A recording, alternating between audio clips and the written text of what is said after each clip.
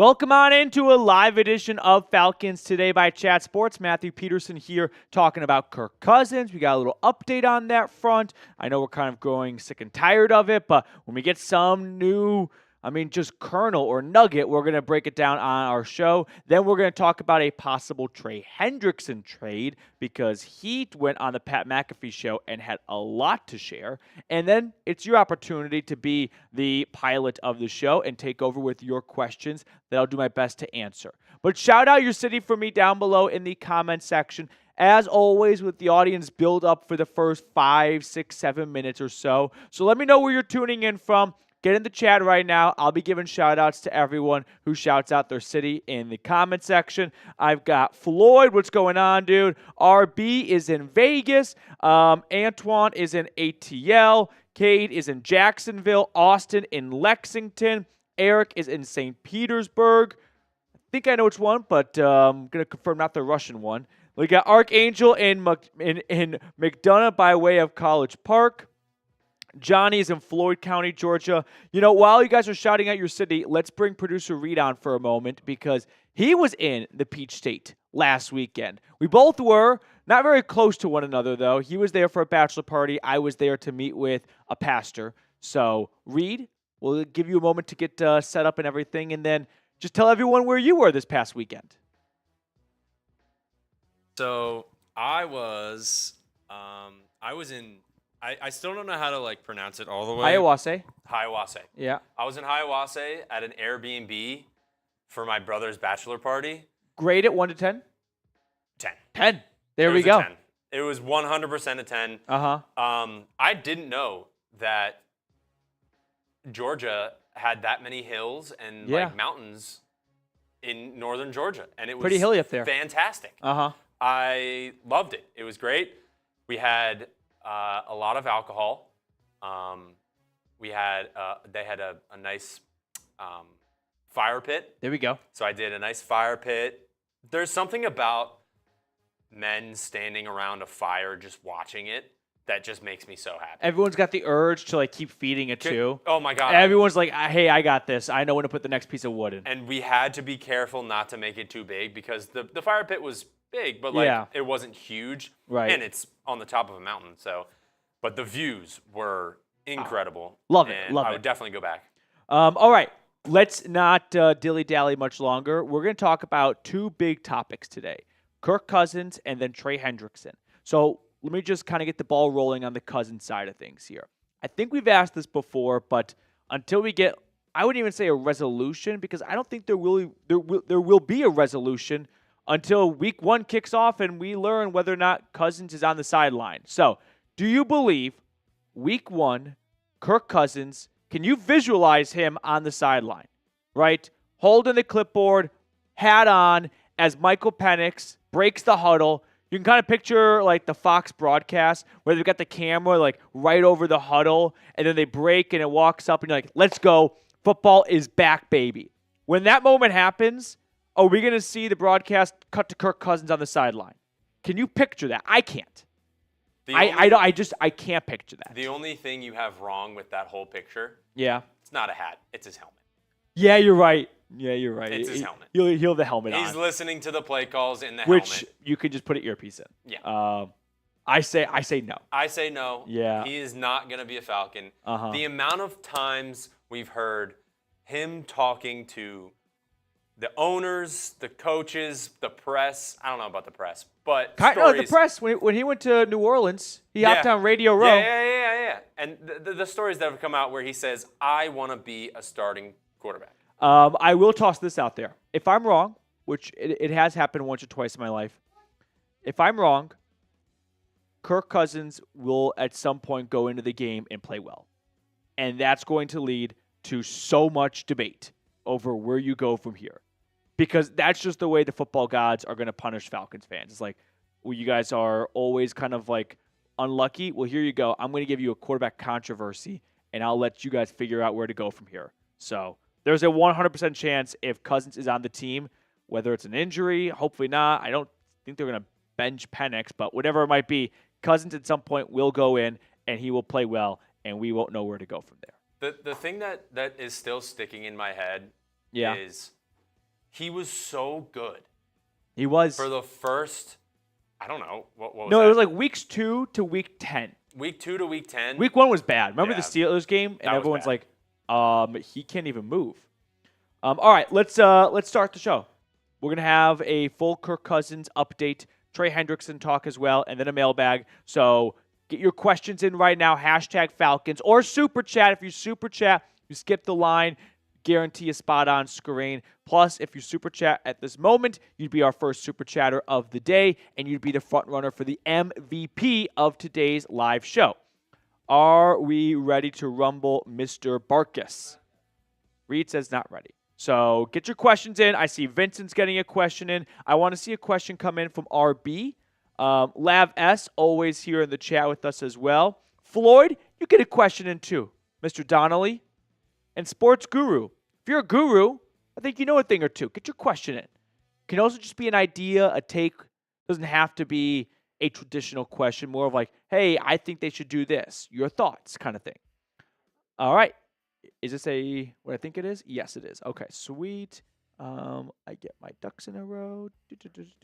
I'm ready. I asked if you were ready. I wasn't even ready. Bad Boy Scott. Here we go.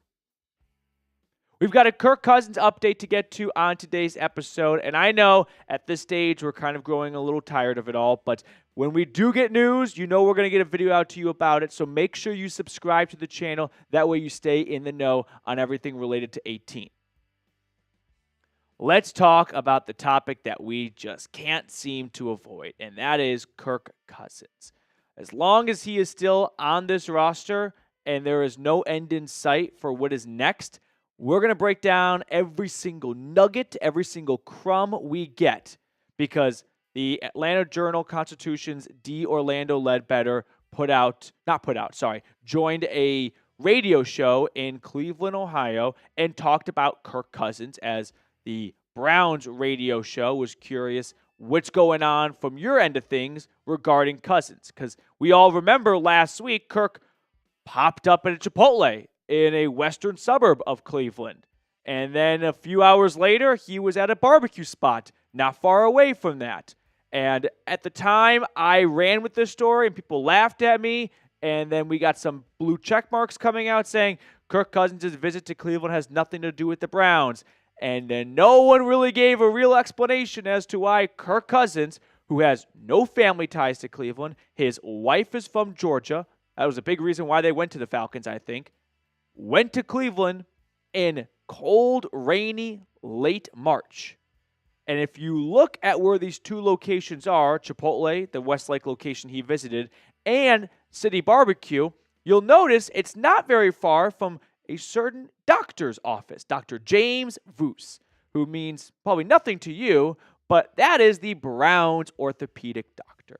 And I think the Browns might have gotten word to Kirk Cousins' agent to maybe go visit this doctor, right? That wouldn't be tampering. You're just going to see a doctor. And then that doctor maybe tells the Browns a little update on the shoulder and elbow injury Cousins claimed he suffered against the Saints last year, 2/3 of the way through the season. Now, Orlando Ledbetter was talking about Cousins in general on this Cleveland radio show, 92.3, and one part of it jumped out to me, and I want to share this part with you guys. He said, if the Falcons cut him loose, which is what he is asking for, then you could sign him for the minimum. Now, outside of that, Orlando Ledbetter didn't really give us a ton of, I'd say, new information, his perspective on things, but he didn't come out with, I got a scoop for you guys, just got off the phone with Kirk's agent, and he told me X, Y, and Z. But I did kind of gravitate towards the he wants to be cut loose part. Not because that is a different perspective, but we really haven't had that spit out yet. We had Kirk Cousins meet with Arthur Blank, who had 5 pages of notes from a 1-hour meeting. I don't think in my entire life I've ever taken 5 pages of notes in a single high school, definitely not high school, or college class. So Cousins looking for a way out, I think is a reflection of Cousins knowing a trade is not very likely unless there is some type of contract change, which leads me to this overarching point. The Falcons want to get something in return for Kirk Cousins. And they are in a game of poker right now, and they are saying we are comfortable with keeping him on our roster. Other people may not believe that because a very similar situation happened last year with Russell Wilson and the Broncos, where they decided to cut bait altogether and take on an $85 million dead cap hit and also pay Russell Wilson $34 million to play on the Pittsburgh Steelers. So all the other teams are thinking, you're bluffing. We know you're not going to keep Kirk Cousins. That is such a toxic and uncomfortable and awkward situation between Cousins and Penix. You're going to release him. And Atlanta wants everyone to know, we're not going to release him. If you want him, you got to trade for him. Because I think the Falcons are trying to salvage something from this huge contract they gave him, which ends up being $90 million, $100 million for less than 17 games of work. So if they can salvage some type of financial relief, which we're going to look at the money side in just a moment, or a draft pick out of it, they are dug in and they are betting on someone else to blink first. So before we look at the money side, because that appears to be obviously a major hurdle for teams trading for Cousins, but I also think it's a little bit confusing for people on what it all really means. Do you believe Kirk is going to be a Falcon week 1? I look at it this way. Week 1 gets here. Falcons on the road in Carolina. I'll predict that right now. Just going to shoot my shot. And I can't picture Cousins on the sideline. I just don't think that's going to happen. Now, getting back to our good friend D. Orlando Ledbetter, Bowtie, Mr. Ledbetter, Bowtie Chronicles, I think.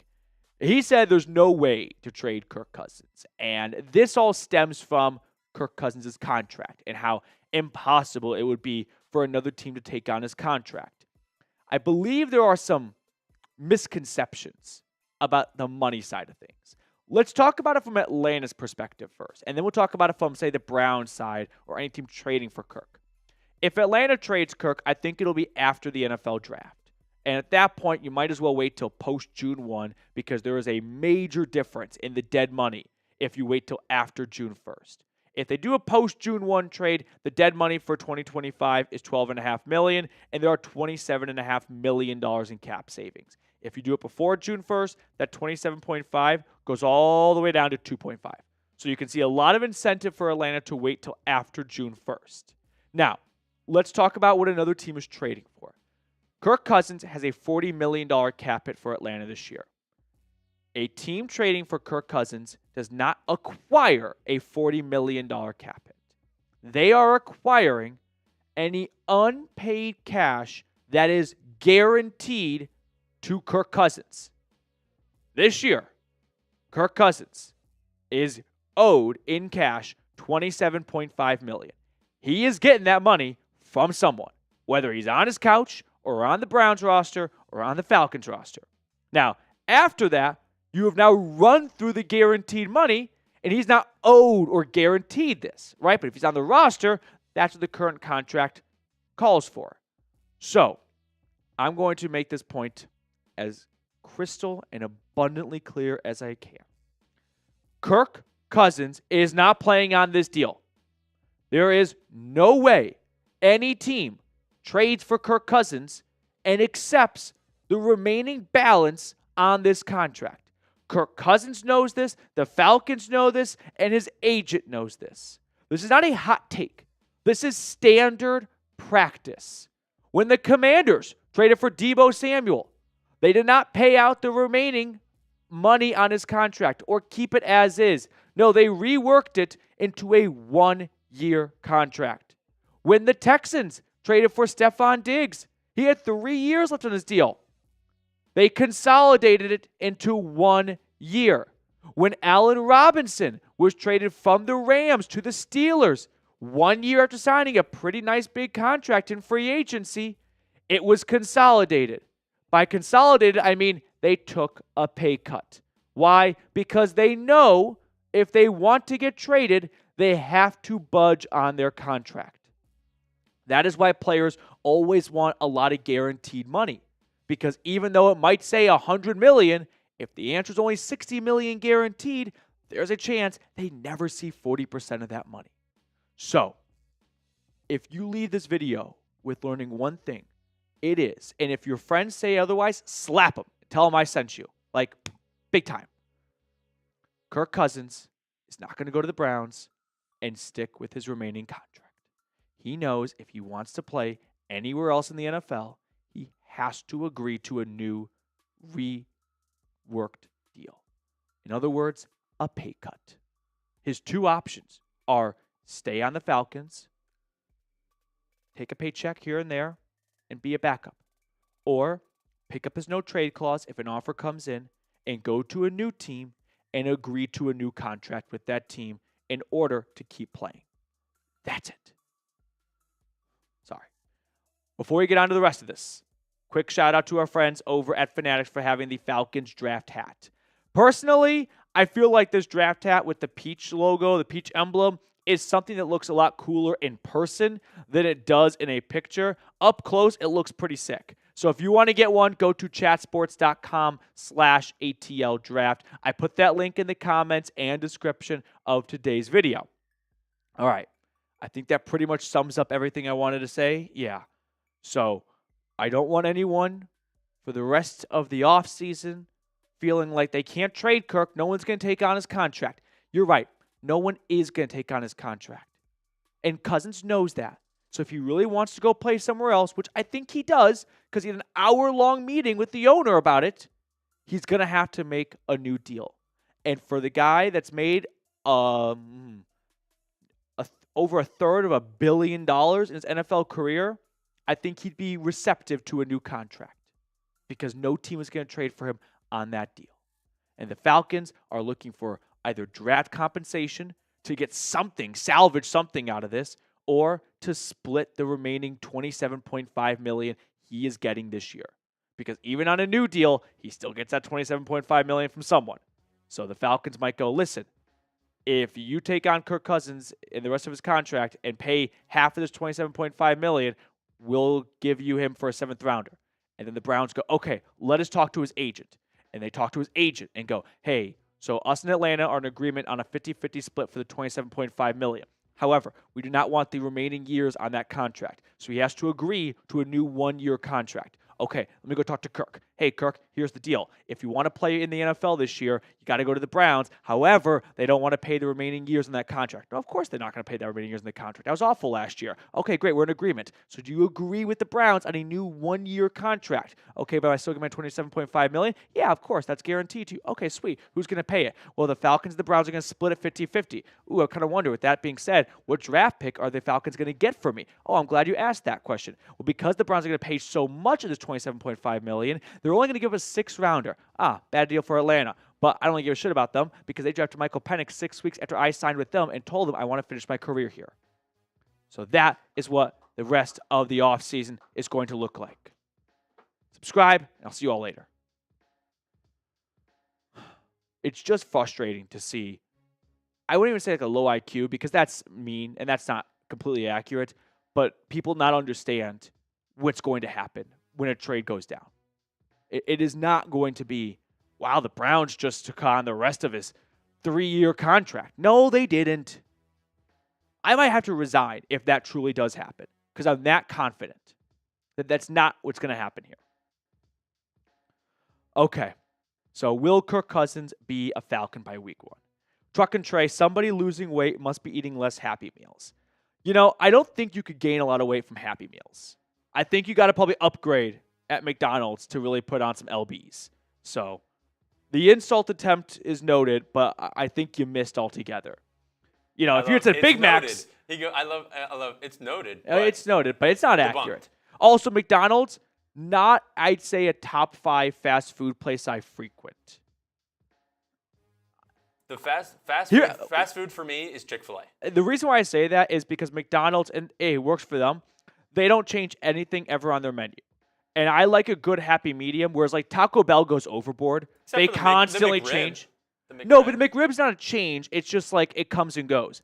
But the McDonald's ingredients never change. You know what I mean? Like McDonald's loves to do this thing where they get celebrities like Travis Scott and they go, get the Travis Scott burger. And it's just, hey, I have a quarter pounder. Okay, we're going to call it the Travis Scott. Is that anything different than the old one? No. But it has a Sprite now with it. Is Sprite new? No, we've had it all along. Whereas like Wendy's actually introduces new stuff. They bring new ingredients. So there's talking fast food with me. But I like every so often something new or different. And McDanks never does that. We got some news about...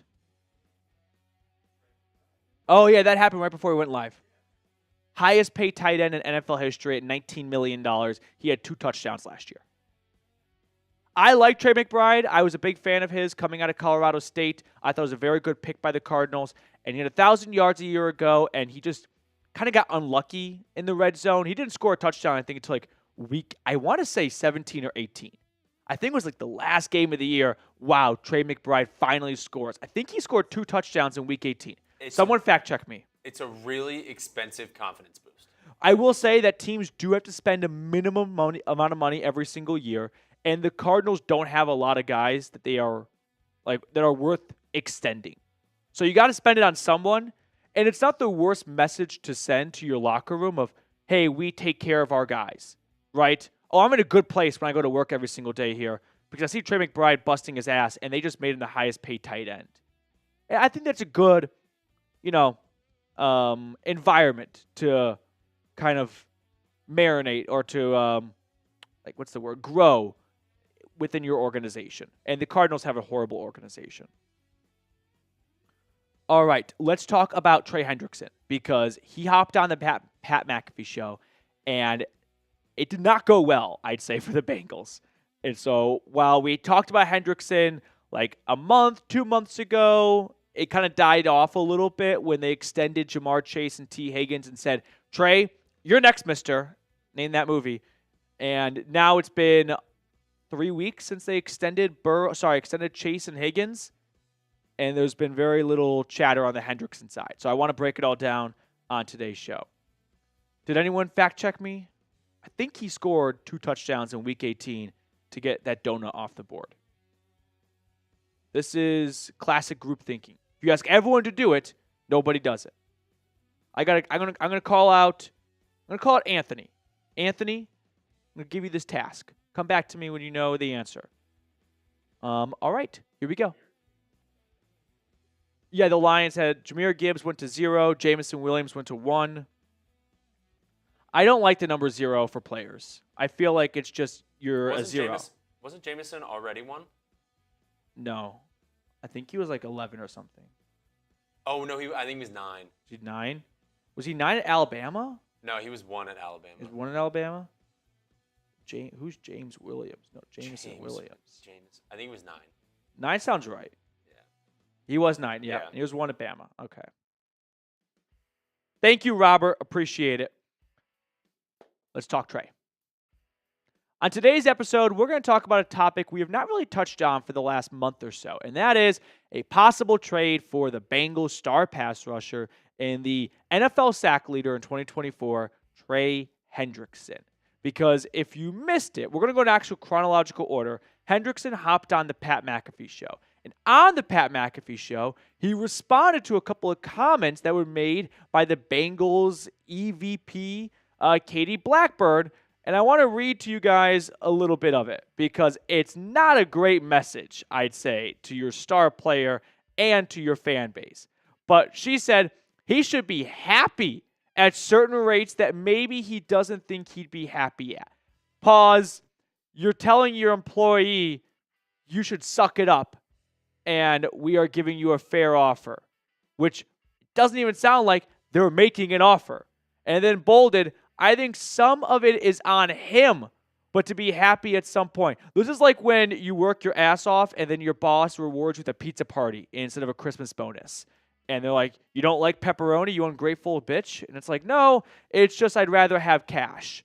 So this came, by the way, from Ben Baby, the Bengals beat reporter for ESPN.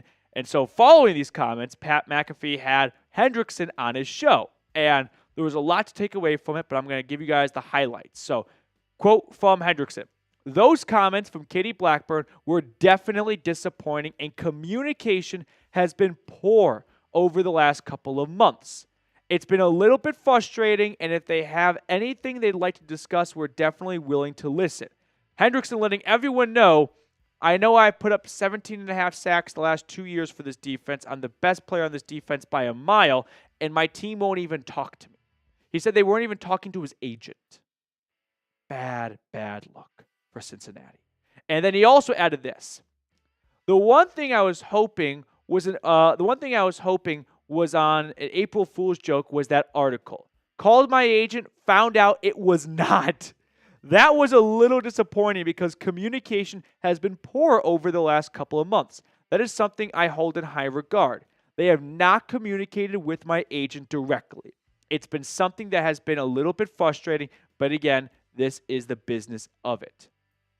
Welcome to the Cincinnati Circus, where I got to give them some level of credit. They were able to pay Jamar Chase and T. Higgins. It cost them way more money in the long run by dragging their feet on it, but they did.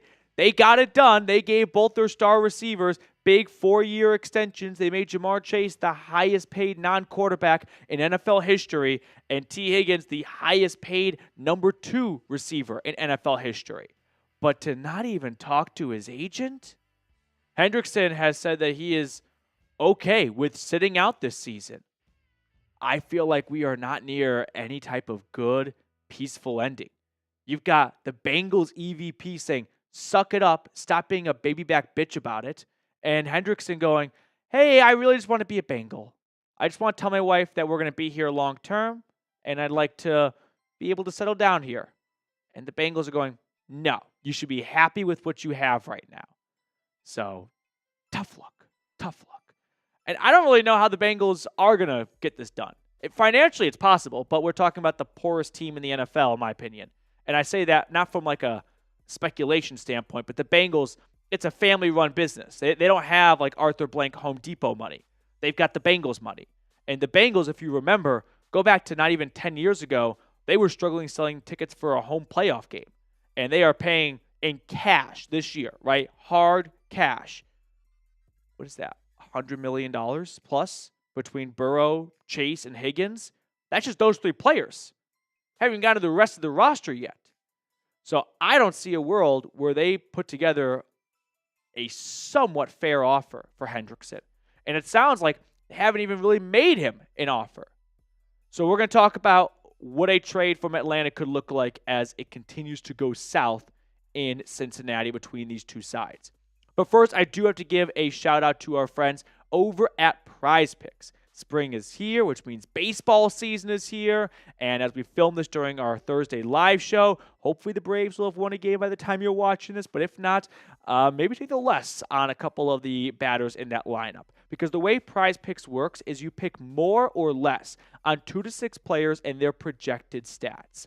Then you can win up to 1,000 times your money on Prize Picks. One of my personal favorite features about it all is that you don't even have to go 4 for 4, 3 for 3. You can go 3 for 4, 4 for 5, and still come away with some dough in your pocket. So, download the app today and use code CLNS to get $50 instantly after you play your first $5 lineup.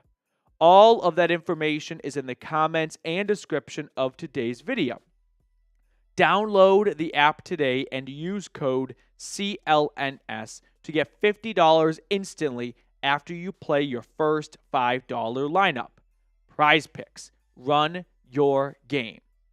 So let's get back to Hendrickson, who, of course, we remember from his time in New Orleans and then goes over to Cincinnati after a breakout 2020 season with the Saints. And, man, did he live up to the billing for the Bengals. 14 sacks, 8 sacks, and then back-to-back 17.5 sack seasons. He put up 19 tackles for loss, so he's not just a third down guy. He can stop the run. He is one of the best pass rushers in football. I almost feel kind of bad for the guy because he's having tremendous seasons when it's during an era of like Myles Garrett and TJ Watt and Micah Parsons, and those guys just, tend to attract a little bit more attention.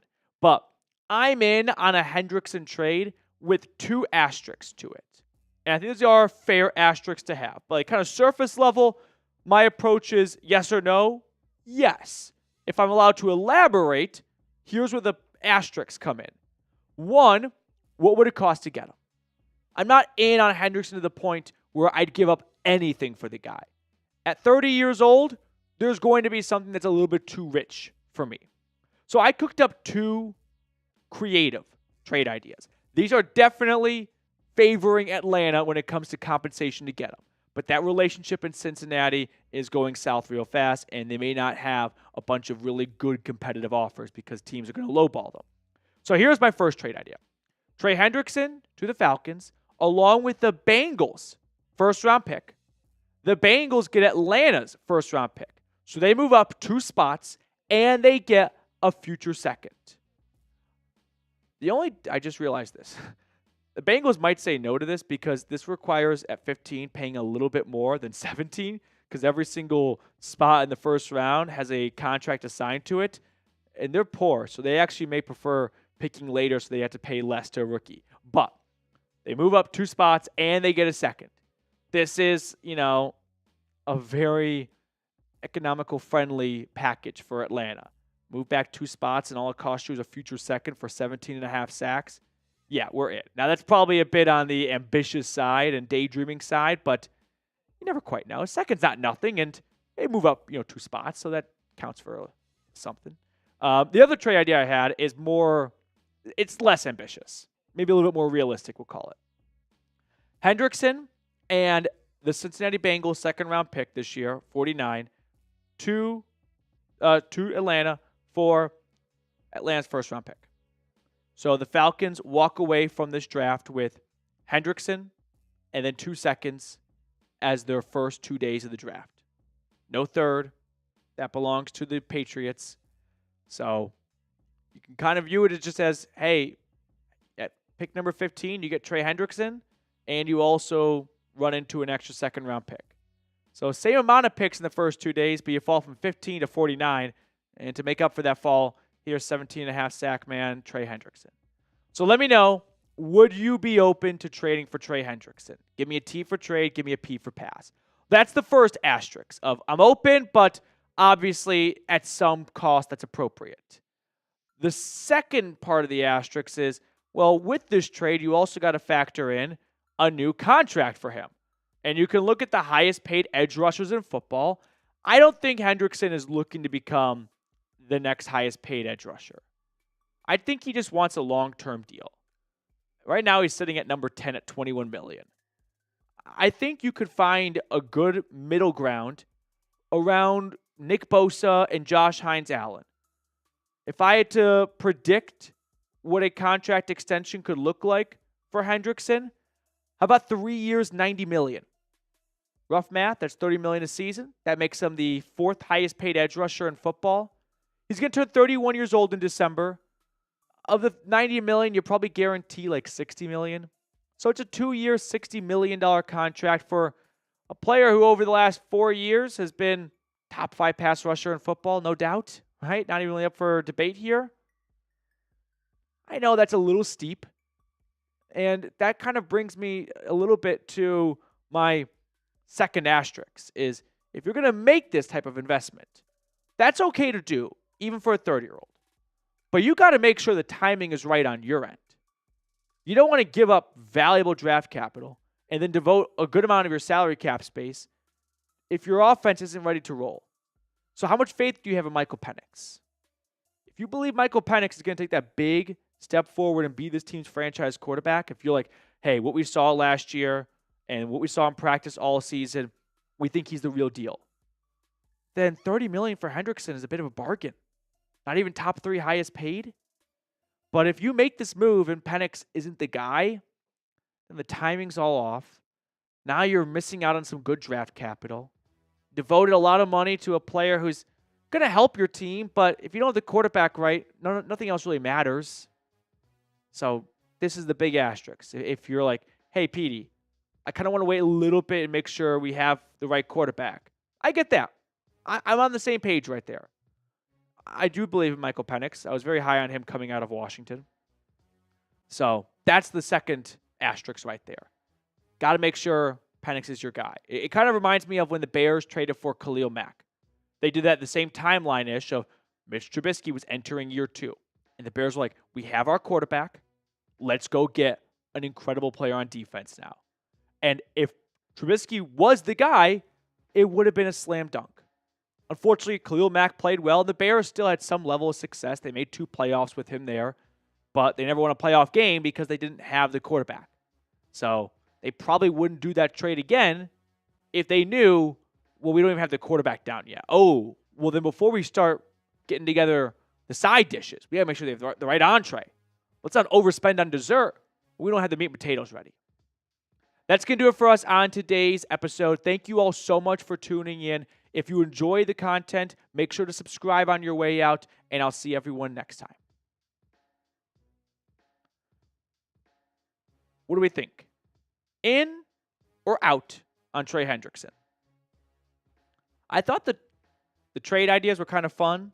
It kind of reminded me of when the Packers traded Aaron Rodgers to the Jets. It was a similar-esque deal where they just swapped first-rounders. So the Jets moved back a few spots, and the Packers got a second-rounder. But I'd say Hendrickson could be more valuable than Rodgers at this point of their careers, or when Rodgers was traded and Hendrickson right now. I think this is probably more in the wheelhouse of what it could cost, but this is still kind of friendly to Atlanta. I see Kay Greer said, no short-term fixes, just pick at 15. I'm torn between that because short-term fixes can lead to Super Bowls. We've seen that with the Rams. Yep, you're right. And that comes back to, if Penix is the guy, then it's a great move. It's a great move. So it's like a short-term fix is not, it's either you lose a lot of money and you don't win a Super Bowl, or you lose a lot of money and you win a Super Bowl. How about this? Let me ask you this question. And it's a good deal. If this was Penix's 3rd season, and he played well his 2nd year, I think, and they went 8-9, but the defense screwed up, then we're all in, right? I was going to say, I think Trey Hendrickson would be on this team already. But and fairly so, because there still is a good amount of doubt out there on Penix, you're like, maybe we shouldn't be so aggressive until we know what we really have at quarterback. Say it's the same exact team that the Falcons are right now. Yeah. But instead of Michael Penix, it was Bo Nix, and Bo Nix had the year he had this year. Would you do it? Yeah, I would. I absolutely would. Now, 15 straight up for a player, that's rich. That's a good, that's probably too much to give up for a 30-year-old because you're just not getting enough runway with them. If Hendrickson was 27, okay, you're going to get 6-7 years. There's a very good chance that 6-7 years of that player is better than whoever you're going to get at 15, since that's a crapshoot. The unknown, it's the draft. It's a lottery. But the lottery ticket could be worth it if you're only going to get 2 or 3 years out of Hendrickson. Here's what I'm thinking. Yeah. If let's look at this trade again. Okay. So, how about this one? Yeah. So, we move back 2 spots. All right. Do you get Will Johnson? Yeah, that'd be so fun. Does he fall to 17? You get Trey Hendrickson, Will Johnson, and you only have to pay 2 spots in the draft and a 2nd-round pick in 2026? Future second, by the way, is always worthless to me. When you're this close to the draft, you're like, that's a future me problem, and that day's never going to get here. All right, we have a mailbag next. So 200 people tuned in right now. If you have any questions at all, don't be a stranger. Get in the chat. Use #Falcons or Super Chat. We have not gotten a Super Chat yet today, so if you want to guarantee a question on screen, skip the line, and be the MVP of today's show, Super Chat, and we'll throw it on for everyone watching to see. I've got Archangel in the chat, Al Smith, Grayson, Tony Wright is here. Tony, Tony, in order for me to give you my thoughts, I need you to put #Falcons somewhere in that message so that we can put it on screen and I'll answer it during the mailbag. Reed says we need a few more questions, so yeah, I know. Tony, let's get your question in. I'm going to call out 2 people by name right now, Chris Pilgrim and Brent Blair. Get those questions in, you two. If you are just joining us, by the way, earlier in our live show, we talked about Kirk Cousins as D. Orlando Ledbetter. talked on a Cleveland radio show regarding the status of Cousins, and he shared that Cousins wants to be released. And so I just feel like that pours more fuel on the fire of, are the Falcons really about to keep him hostage for the entire 2025 season? I've got a hard time believing so. So I think, and hey, Atlanta can get the last laugh here. They are waiting out and smoking out teams like the Browns, who they know need a quarterback, and are waiting for a good offer to come in when desperation kicks in for that team. Okay. Eric getting a question in. Jeremy getting a question in. Big Falcon, do you think Big Falcon, you got to toss hashtag Falcons in there. Otherwise, you know the drill. Can't get it on screen.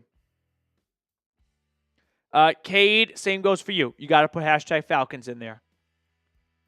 So as we get ready for this mailbag, one more time, if you super chat, skip the line, guarantee your question, your take, your idea gets on screen for all 189 people watching to see. My own burner, thank you very much. Appreciate you getting a question in. Okay, are we ready to rumble? Why is my Slack blowing up?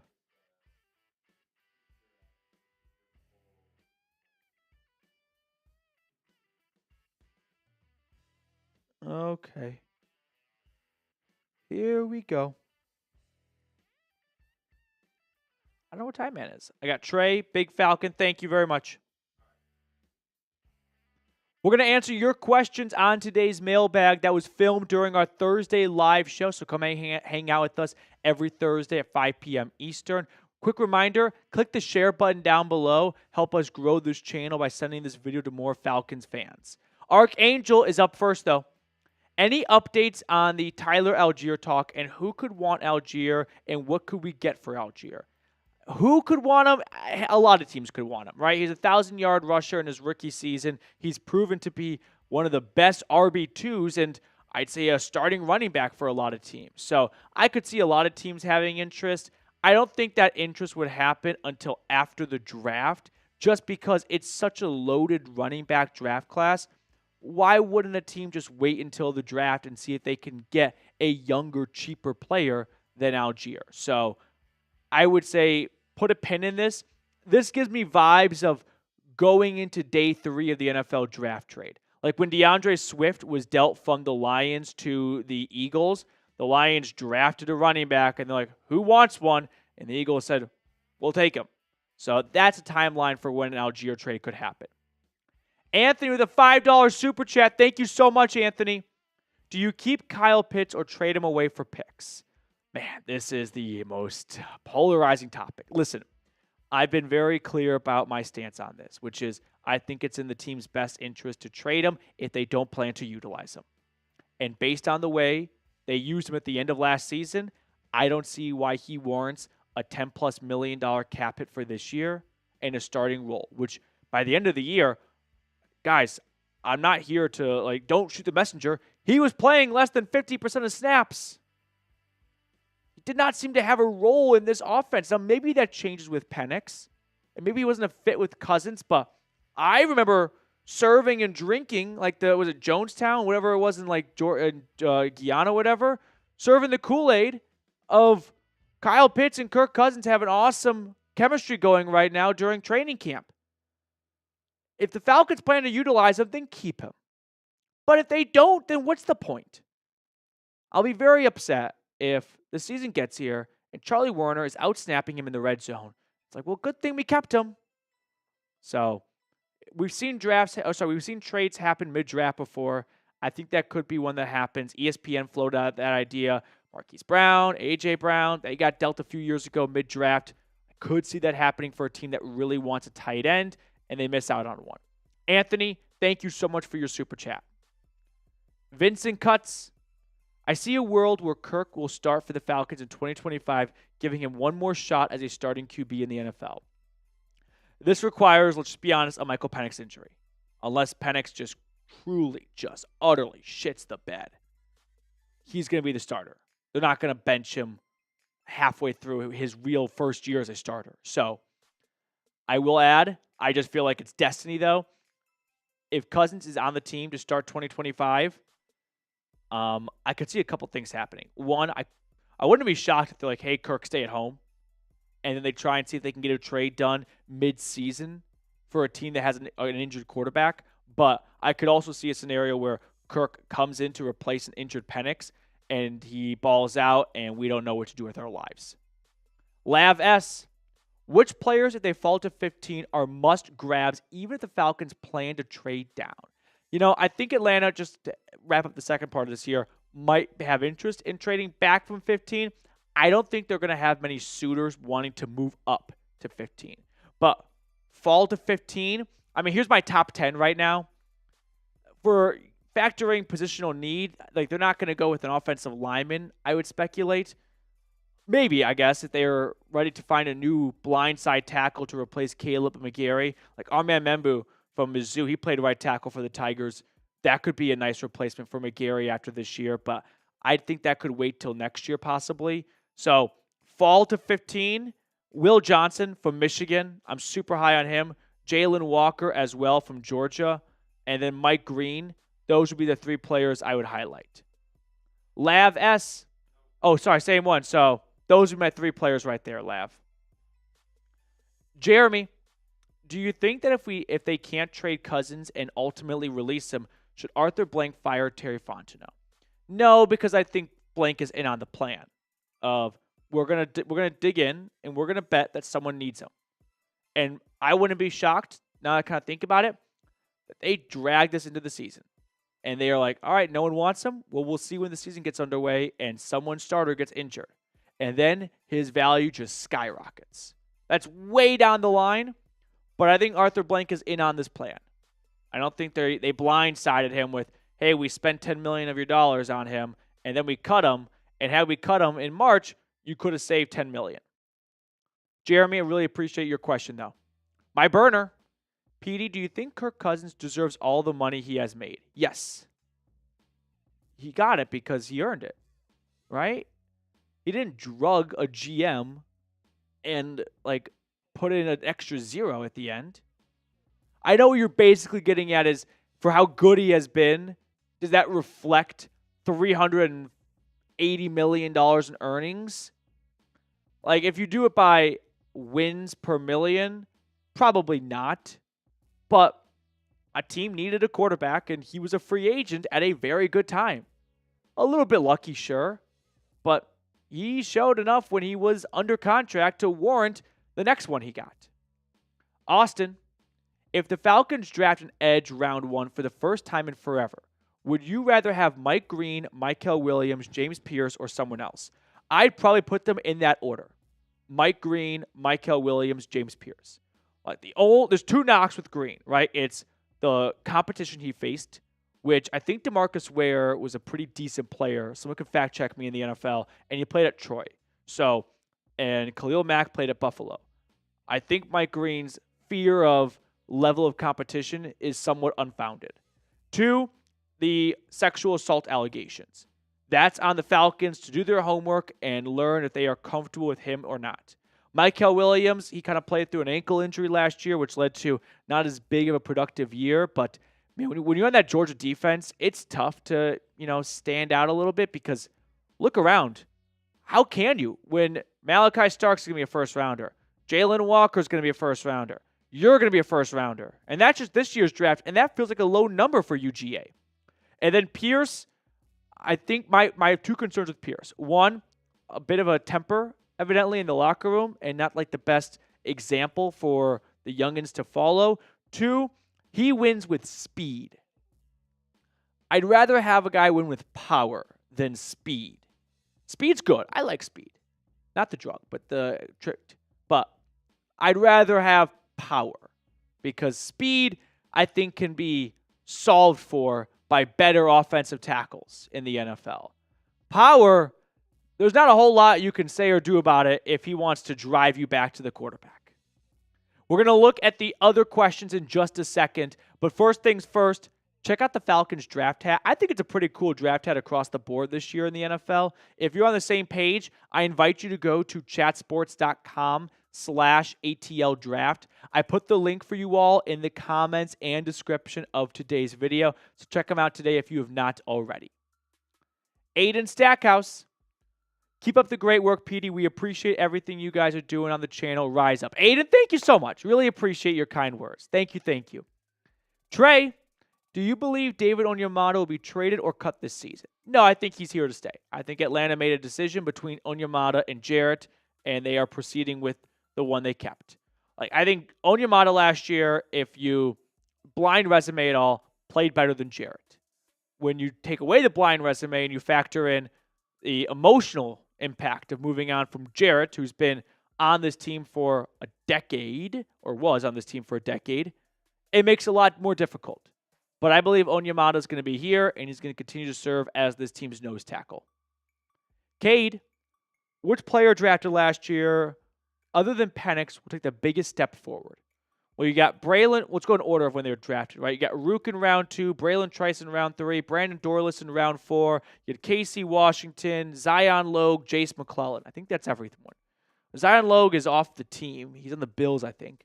Jace McClellan, I think, could have a bigger role in year 3 to replace Tyler Algier, but I was never really crazy about that pick to begin with because he didn't bring anything new, I felt like, to the running back room. So that leaves you with Casey Washington, who had a nice preseason. And I remember when Penix came in against the Broncos, he had a great ball to Casey Washington. I think Washington got concussed on the play, but still a nice pass.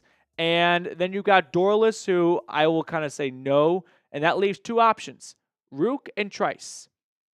Rook battled through an ankle injury much of last season. He was a healthy scratch for the first third of the year. But he's going to have a much bigger opportunity now with Grady Jarrett out of the picture. So I'll go with Rook as Trice kind of gets himself back up to 100% off the ACL. Damon, if something really big doesn't happen before September, then this offseason has been a total failure. Raheem Morris would say no because he was more or less asked this question, not verbatim, but point blank about, hey, the defense was bad last year and you haven't done much. I think the draft is I think the draft needs to be factored in more when evaluating Atlanta's offseason, and we haven't gotten to that point yet. But in general, I don't disagree that you had a pass rush that ranked 31st last year, and your solution was to sign a 30-plus-year-old player coming off 8.5 sack season. Not bad, but I would have liked a little bit more. The tough thing was, and no one wants to hear this, there hasn't been a great opportunity for them to upgrade their pass rush. I don't think they missed out on a lot of free agents that were bargain deals that the Falcons stuck their nose up to. I don't hate the fact that they didn't give Josh Sweat $21 million because he's one of the most inconsistent players at that position. So I wish I could say, man, what a mistake that was to pass on that player. I don't think there was that guy in the offseason this year for them at pass rusher. Damon, thank you so much for your super chat. Big Falcon, predict Drake London's stat line for the 2025 season with Penix at the helm. Last year, I think I predicted Drake London gets 1,200 yards and 8 touchdowns. It was around that stat line. And what did he end up finishing with? Drake London stats, real time, 1,200 yards, 9 touchdowns. So I was on the money last year with it. This year, I'll say, I'm going to go like 105 grabs, 1,200 yards, and 10 touchdowns. I'll go with that. Jason Greenway, do you think we address center maybe in the 4th Rise Up CLNS Sunny San Diego? I think the center address has been made. It's Ryan Nuzul.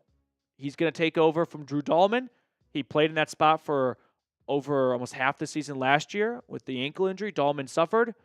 And I don't think the Falcons have enough draft capital to really make center a priority for them this year. I think they got to roll the dice on Nuzul. They can try it for the 7th round, but that's not what you're asking. In the 4th round, I don't think so. It's a weak center class. They would be reaching on someone who everyone else would say, oh, that's a 6th round guy. But you're taking him in round 4 because you're not in round 6. Unless like one of the 2 Georgia interior offensive linemen fall to round 4, I don't think so. Tony Wright. Jacksonville gets Atlanta's 1st round pick. Atlanta gets Trayvon Walker. Jacksonville 2nd.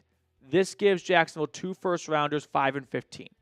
So what you're doing here is you're evaluating Trayvon Walker between a 36 and a 15. Let me just do the quick math here as to what the trade value chart says.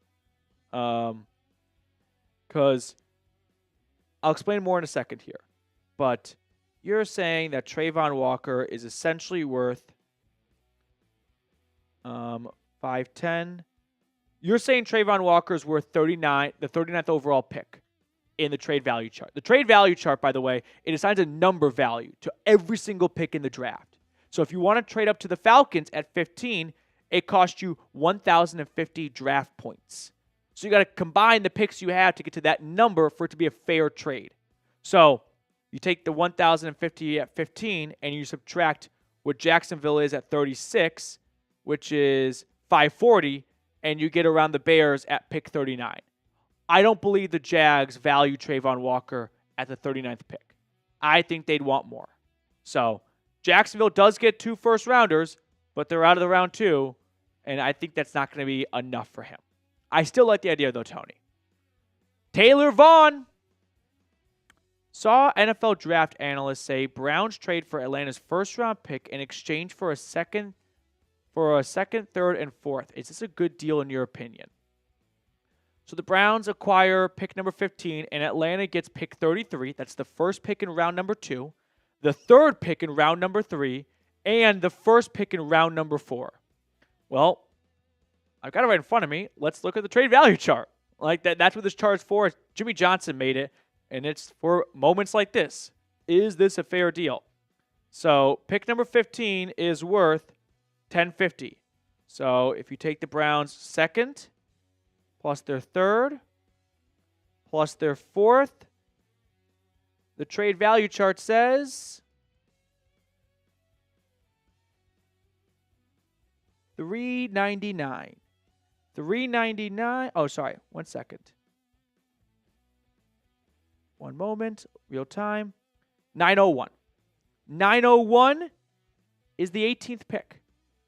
That's not very far off from 15. So, is this a good deal? I think it's a fair deal.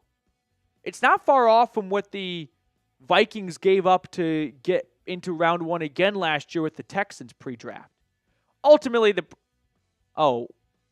Browns trade. Yeah. Ultimately, I think the Browns could do this, I guess. And the Falcons would get a lot of picks out of it. So I could see Atlanta playing ball with this. Plus, kind of a working theory I have, I think pick 33 might be better than pick 32. The reason being is pick 33 is 15 hours after pick 32. So you get all that time to work the phones and trade that pick and get a lot more for it than if you're at pick 32, you're kind of in a hurry, right? The only difference between the two is the 5th-year option, which is valuable, but 15 hours might be more valuable to work out a better trade than if you were at pick 32. Archangel, last question. Who are some sleepers in the first and second round? Okay, good question, Archangel. I'll go with offense and defense for one. Offense, Jaden Higgins out of Iowa State. He's got just great size altogether, great tester, and the production was there for a lackluster Iowa State offense. So I like Jaden Higgins, the Cyclone receiver. Defense, I will go with, I don't want to give another Iowa State player, but there's Darion Porter, who's like a 6'3" corner, and that's pretty rare. I'm going to go with Omar Norman Lott. Can't spit that out. Went to my own school. Omar Norman Lott. He's a Tennessee defensive tackle. He's one of the best pass rushing DTs we've seen in recent draft history.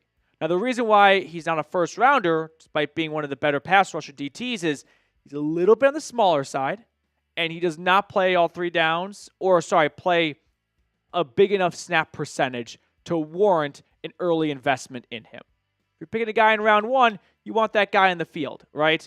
He's more of a rotational at best and pass rush specialist. So when he's on the field and it's a passing situation, he's going to create hell in the middle of that defensive line. So I'd go with Jaden Higgins, Iowa State receiver, and Omar Norman Lott out of Tennessee defensive tackle. To wrap up today's episode, if you're still hanging out with me right now, drop an ATL for me in the comment section. I love to see the end of the video, crew, so scroll on down and drop an ATL. All right. Really appreciate, by the way, everyone that sent in a super chat. Taylor and the rest of the crew. Damon, Aiden, Austin, Anthony, Archangel. We'll throw these on screen one more time.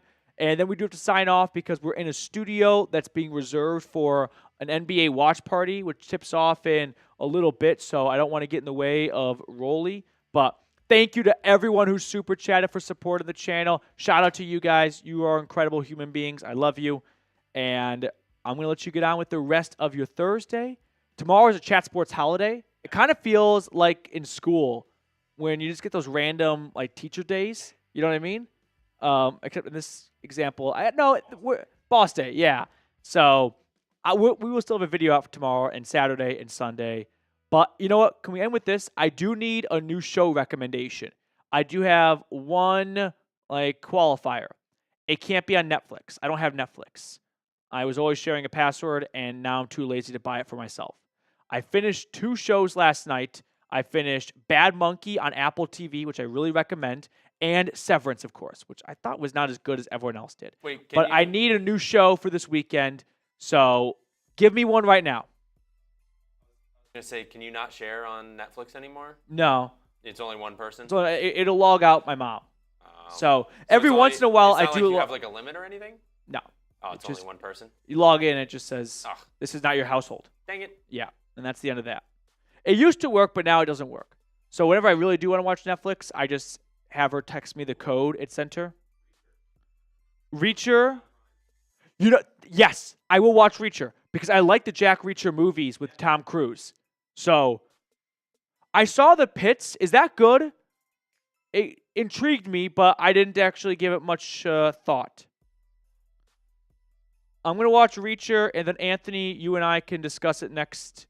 I'd say next Thursday, but I will not be here next Thursday. Next Thursday, Friday, Saturday, Sunday, I'm going to be in New Orleans for my bachelor party. So no live show next week, most likely. Unless we move things around, probably not going to happen. I've seen Righteous Gemstones, and I'm waiting to watch the new season in a little bit. Okay. That will do it for us on today's episode. Thank you all so much again for tuning in, and I'll catch up with you all later. And Anthony, I'll be watching Jack Reacher tonight.